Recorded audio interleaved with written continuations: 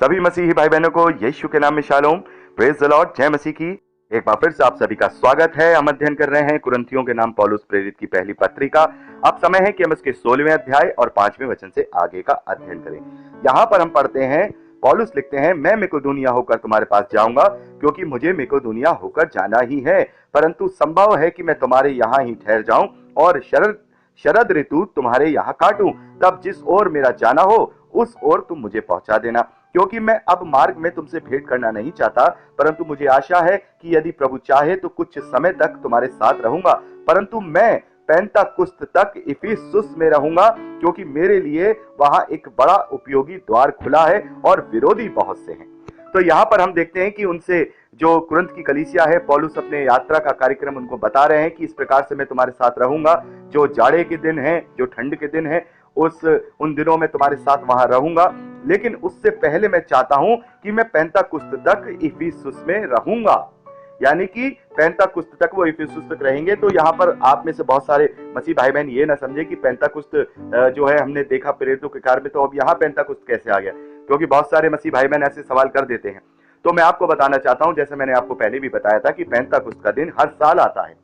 और ये पेंताकुस्त का दिन मसीही विश्वासियों के लिए इसलिए खास है क्योंकि उस दिन प्रभु के चेलों ने पवित्र आत्मा से अभिषेक पाया था।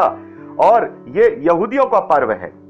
यहूदी जो फसह का पर्व मनाते हैं, उसके 7 सबत के दिन के बाद जो 50वां दिन होता है, उसे पेंताकुस्त का दिन कहते हैं। मैं ये आपको बता चुका हूं। पेंताकुस्त को जैसे यूनानी में पेंताकुस्त कहते हैं और हिंदी में उसे 50वां दिन कहते हैं। तो पेंताकुस्त का मतलब फसह के पर्व का 50वां दिन, जो हर साल यहूदियों के द्वारा मनाया जाता है। तो ये आप मत समझिएगा कि ये पेंताकुस्त का दिन क्या वही पेंताकुस्त का दिन है, नहीं, ये एक समय है जो उस वक्त यहूदियों का पर्व चल रहा होता है। तो यहां पर पौलुस कह रहे हैं कि मैं पेंताकुस्त तक इफिसुस में रहूंगा, क्योंकि मेरे लिए वहां एक बड़ा और उपयोगी द्वार खुला है। तो ये बड़ा और उपयोगी द्वार क्या है? आप और मैं जानते हैं कि पौलुस को केवल एक ही धुन है कि वो सुसमाचार के प्रचार में लगे रहते थे। उनका एक ही जो काम था, एक ही उनका जो धुन थी कि उन्हें केवल सुसमाचार का प्रचार करना है। तो पौलुस यहां कह रहे हैं कि वहां मेरे लिए बहुत बड़ा उपयोगी द्वार खुला है, जिसके रास्ते मैं वहां पे प्रभु के सुसमाचार का प्रचार कर सकता हूं। यानी कि बहुत सारे ऐसे जो भाई बहन है वहां पर तैयार हो गए हैं जो मिल करके प्रभु का प्रचार कर सकें। तो यहां पर पौलुस कह रहे हैं कि मुझे यहां पर दिखाई दे रहा है कि यहां पर मैं कुछ दिन रुकूं और यहां रुक करके इफिसुस में काम करूं, प्रभु के लिए कलीसिया स्थापित करूं और लोगों को बहुत आय से वहां बचा सकूं। और वहां पर विरोधी भी बहुत हैं।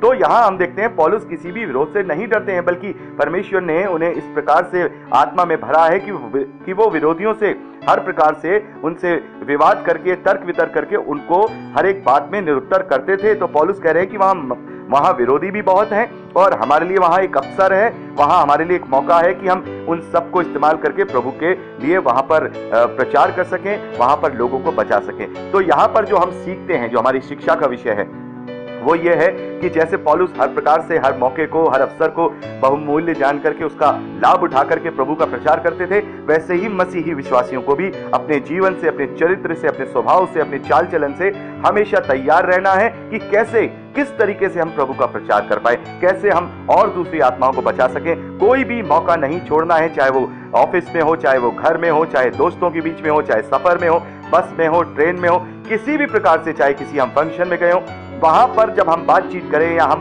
वहां पर कोई भी विषय का वहां पे बातचीत हो रही हो, तो कोशिश करिए कि एक वचन प्रभु का वहां पर जरूर बो दीजिए, वहां पर बो दीजिए, वचन को बो दीजिए। वचन बोया जाना वहां पर अपने आप सामर्थ उत्पन्न करता है। जैसे पौलुस ने हमसे कहा, सुसमाचार परमेश्वर का सामर्थ है। जब सुसमाचार सुनाया जाता है तो परमेश्वर का सामर्थ वहां कार्य करता है। तो ऐसा मत समझिए कि हमने कोई एक बात बोल दी तो वो काम नहीं करेगी, नहीं, हो सकता है किसी ना किसी के मन में वो वचन घर जाएगा और उस वचन के विषय में वो सोचेगा और कहीं ना कहीं से वो जब प्रभु को, परमेश्वर को खोजना चाहेगा, तब पवित्र आत्मा उसके लिए कार्य करेगा, परमेश्वर का सामर्थ कार्य करेगा और हो सकता है कि उसका जीवन बदल जाए। मैं आपको बताना चाहता हूं, कहीं भी किसी भी कम्युनिटी में हम बैठे हों, किसी भी जगह हम बैठे हों, ये बहुत पहले की बात मैं आपको बता रहा हूं, जब हम हर एक प्रकार की कम्युनिटी में बैठते थे, बिजनेस के ग्रुप्स थे, हमारे मिलने जुलने वाले थे, इंजीनियर्स थे, बहुत सारी बातें होती थी।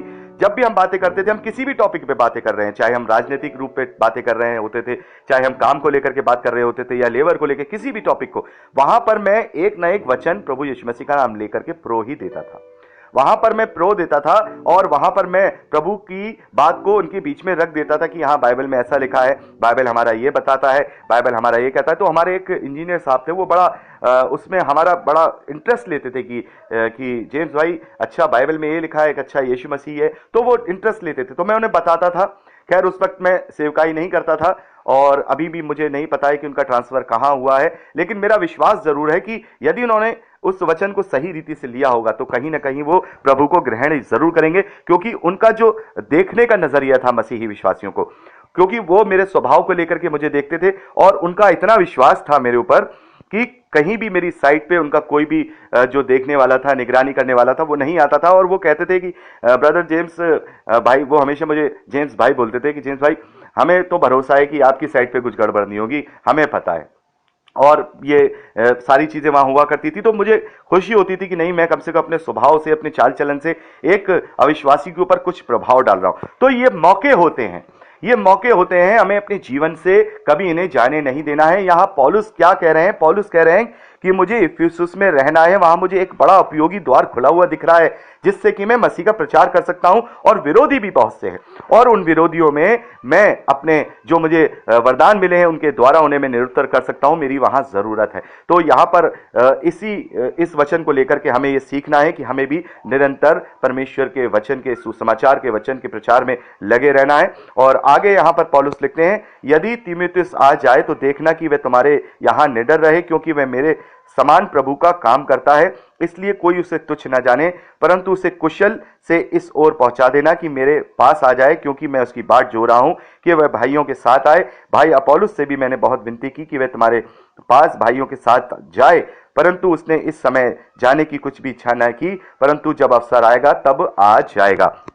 तो यहां पर पौलुस कह रहे हैं कि जब तक मैं नहीं आ रहा हूं तब तक मैं तीमुथियुस को भेज रहा हूं। मैंने अपोलोस से भी कहा, लेकिन वो अभी उनका मन नहीं है, उनकी इच्छा नहीं है, लेकिन जब वो आना चाहेंगे तो आ जाएंगे। फिलहाल जो तीमुथियुस तुम्हारे पास आएंगे तो उनका ध्यान रखना, और हर एक प्रकार से तुम जो मैंने उन्हें सिखाया वो तुम्हें वो सिखाएंगे, यानी कि मेरी जगह वो कार्य करेंगे। तो हम तीमुथियुस के विषय में देखते हैं कि वो एक जवान मसीही विश्वासी हैं जो कि पौलुस के साथ कलीसियाओं के लिए काम करते थे, प्रभु यीशु मसीह के लिए काम करते थे, प्रचार का काम करते थे। और पौलुस ने ऐसे ही बहुत सारे जवानों को ट्रेंड किया है, उन्हें ट्रेंड करके अपनी जगह जहां वो जा नहीं सकते थे उनको ट्रेंड करके वचन को लेकर के वहां उनके पास भेजा है, ताकि वो उनकी रखवाली कर सके और वचन में बनाए रख सके।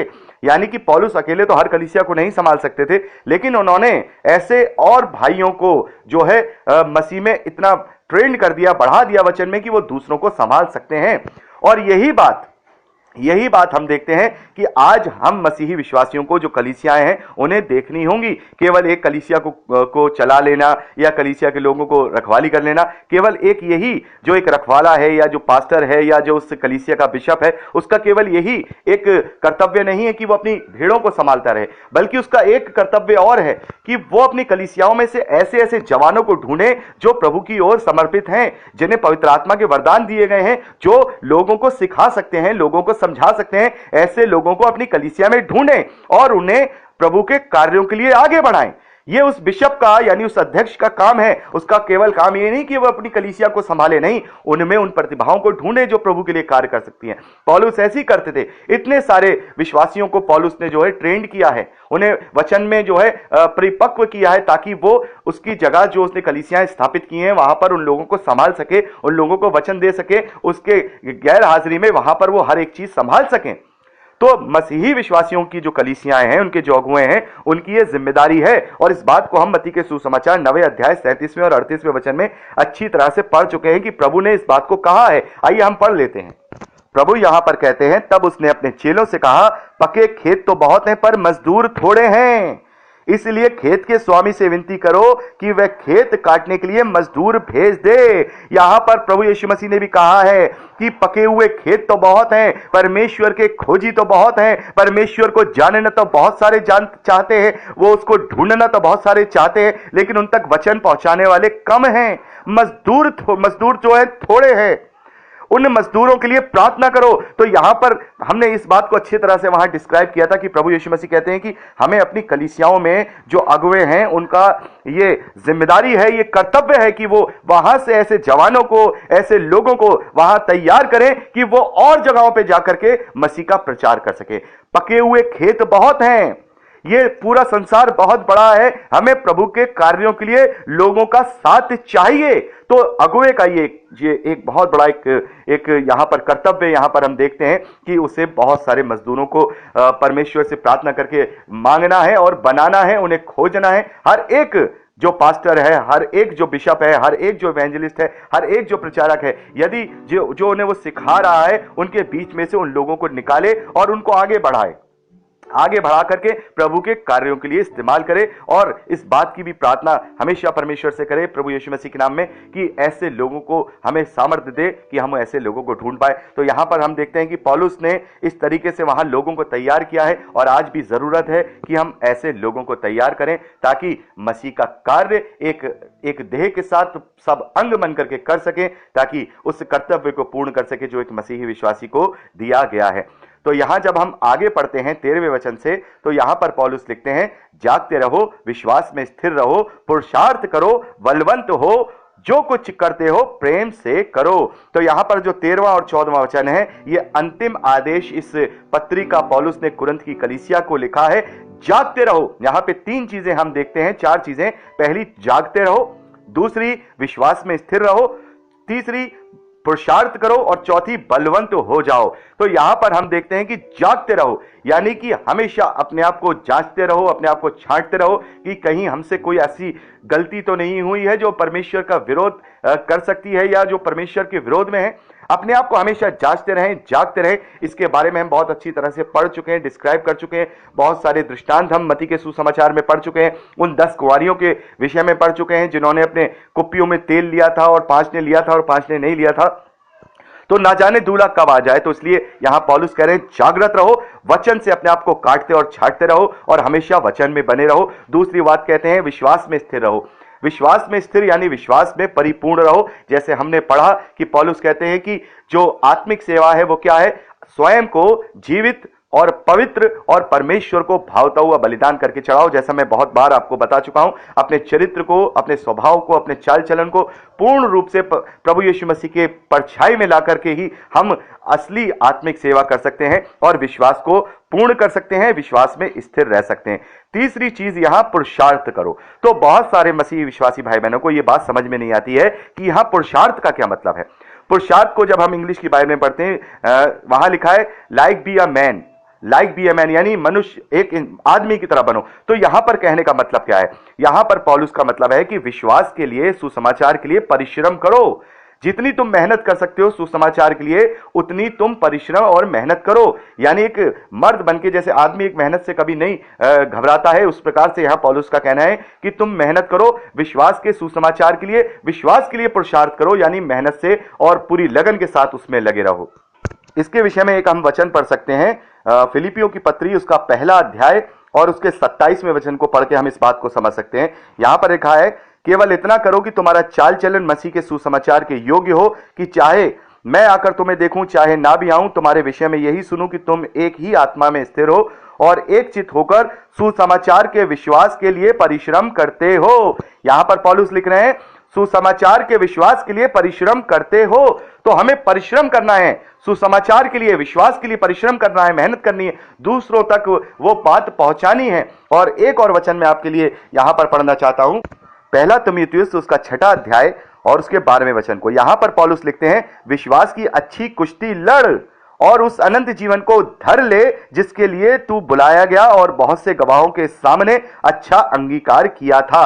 तो यहां पर पौलुस लिखते हैं कि विश्वास की अच्छी कुश्ती लड़। तो ये उस विश्वास के लिए कुश्ती लड़ने के लिए, यानी अपने परिश्रम को यहां पर पौलुस दर्शा रहे हैं। पुरुषार्थ का मतलब यही यहां पर निकल के आता है। इस बात का यह मतलब नहीं है कि कोई मर्दानगी से जोड़ दे या किसी और बात से जोड़ दे। यहां फिजिकल चीजें कहीं भी हमें जो पत्रियां हैं या सुसमाचार है, फिजिकल चीजों को यहां पर हमें ना ही कोई शिक्षा दी गई है, ना ही हमें बताया गया है। सारी बातें हमें आत्मिकता में जोड़ती हैं और हमें आत्मिकता में ही प्रबल करती हैं। तो यहां पर हमने देखा तीसरी चीज, पुरुषार्थ करो, यानी कि जो हम विश्वास के लिए, सुसमाचार के लिए परिश्रम करो और एक ऐसी कुश्ती लड़ो जिसमें हम विश्वास में प्रबल हो जाएं।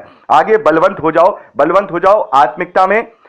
तुम आत्मा के वरदानों से परिपूर्ण हो जाओ। यहां पे बलवंत होने का मतलब है हम आत्मा में परिपूर्ण हो जाएं। तो यहां पर हमने 13वें वचन तक का अध्ययन किया, 14वें वचन तक का, और यहां जब हम 15वें वचन से लेकर के 24वें वचन तक जो सबसे लास्ट वचन है इस पहले कुरिन्थियों का, तो मैं चाहूंगा कि आप इसको पर्सनली रूप से पढ़ लीजिएगा, क्योंकि ये अंतिम अभिवादन है। बहुत सारे यहां मसीह विश्वासियों भाई बहनों के नाम लिखे हुए हैं जिन्होंने पौलुस के साथ मिलकर प्रभु के कार्यों को किया है और उस वक्त कर रहे थे।